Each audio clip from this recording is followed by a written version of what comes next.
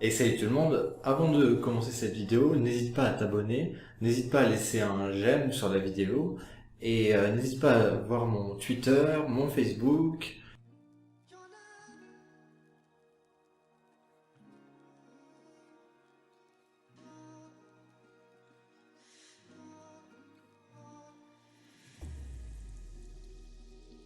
Donc Muse compte 8 albums qui sont géniaux, sauf les deux derniers, je vous expliquerai pourquoi en fin de vidéo. Donc ils ont commencé avec Showbiz, ensuite Origin of Symmetry, donc ils ont eu leur période assez anti-religion, car ils sont passés par une période où ils avaient sorti Absolution. Donc Absolution c'était un album qui était loin d'Origin of Symmetry, hein. C'était vraiment, mais ça restait dans le même contexte. Donc ils ont eu leur période où ils ont sorti Absolution, un album qui était vraiment anti-religion. Ils commençaient vraiment à développer des idées politiques dans leurs chansons, du succès qu'ils ont eu avec Origin of Symmetry. Donc les fans se sont divisés, d'un côté Origin of Symmetry, d'un côté Absolution.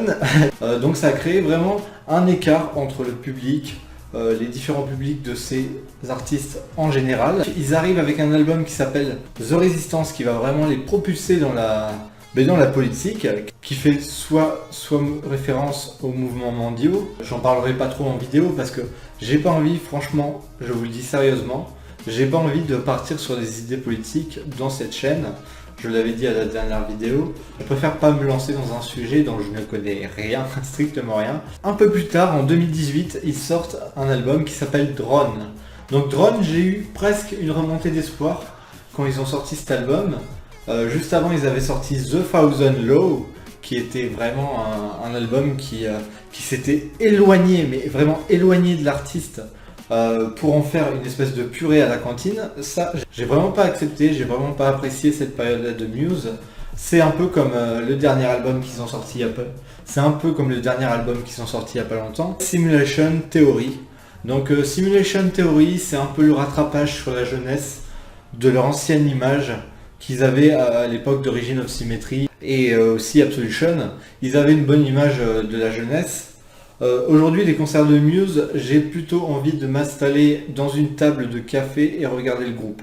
J'ai pas envie de bouger sur Simulation Theory. C'est vraiment un triste album qu'ils ont sorti, un triste album qui aurait pu être beaucoup mieux avec le temps, qui aurait pu remonter à la surface de Origin of Symmetry, qui était en dernier lieu. Ils ont sorti un album live à l'Olympique de Rome. Donc l'Olympique de Rome, c'était un assez gros concert qu'ils ont fait. Ils projettent de projeter un film très bientôt, un film sur la carrière du groupe, que je m'empresserai d'aller voir parce que je suis curieux. J'ai beau ne pas aimer leurs derniers albums, je suis curieux du devenir de Muse en cette année 2020. Ils ont aussi joué aux Jeux Olympiques de Rome. Cette année, on n'a pas eu trop de Jeux Olympiques parce qu'il y a eu quand même un assez gros confinement. Je ne sais pas si c'est dans cette période-là en tout cas. Ils ont emballé ces Jeux Olympiques avec la chanson Survival. Donc Survival était une des meilleures chansons pour moi de l'album, avec Chris Waldeston qui chante. Ils ont eu beaucoup de labels. Ils sont passés par Warner Bros, ils sont passés par Mushroom Records. Ils sont passés par Robert Lang, le directeur de gestion de AC/DC. Donc ils ont eu un peu une très bonne carrière, parsemée certes d'embûches. Donc ils débutent en 1992 avec des albums où ils ne s'étaient pas trouvés.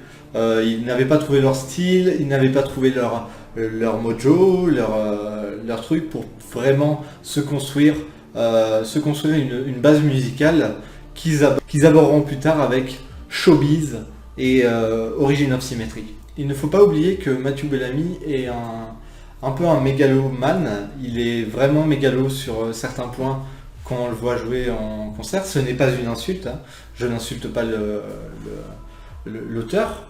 Mais ils ont fait aussi un concert à Wembley qui était assez excellent, qui était vraiment faramineux. Ils ont rempli une salle de concert en moins d'1 minute 40. C'était assez extraordinaire à l'époque. Les Red Hot avaient réussi à avoir un assez bon truc comme ça. Mais Muse représente un petit peu, avec Green Day, Coldplay, la nouvelle génération. U2 avait eu aussi, qu'on parlera bientôt. U2, je vous promets qu'on fera une émission sur U2, parce que c'est vraiment un gars que j'aime bien. Un groupe que j'aime bien, et ils sont vraiment bien. En membres, nous avons Matthew Bellamy, chanteur, compositeur, interprète, pianiste. Donc nous avons Dominic Howard qui est un très bon batteur, percussionniste et aussi synthésiste, car il touche un peu à tout ce qui est électronique aussi. C'est ce que j'apprécie vraiment chez Dominic Howard, car c'est travaillé et c'est une vue d'ensemble de la batterie qui est assez notoire pour moi. Christopher Wildteston, je ne saurais pas dire son nom, désolé, c'est comme Aurora, la dernière fois que j'avais fait l'émission, je ne savais pas du tout comment m'en sortir avec le nom. Alors Christopher Wildteston, qui est un peu partout lui, hein, il a un peu tous les styles de musique.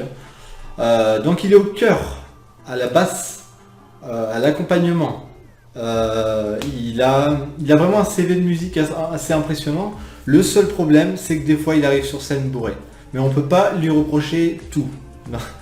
Il faut pas le pousser dans les orties, non. Donc les inspirations, que ce soit musique classique, que ça passe par Beethoven, que ça passe par Chopin, que ça passe par différents artistes contemporains ou même de la musique classique, c'est vraiment une belle aventure, Muse, car c'est un séjour que vous n'avez pas fini d'oublier. Muse est une passerelle pour plein d'artistes qui vont arriver dans le futur. Je pense que ça donnera une inspiration très forte à plein de jeunes qui changeront le monde avec leur musique. En tout cas, on va s'arrêter là pour cette vidéo. Tu peux me suivre sur Twitter, tu peux me suivre sur Facebook, tu peux me suivre aussi sur SoundCloud pour avoir des nouvelles de tout ce que je fais, de tout ce que j'entreprends. Et je te dis à très bientôt sur 1B1. Salut!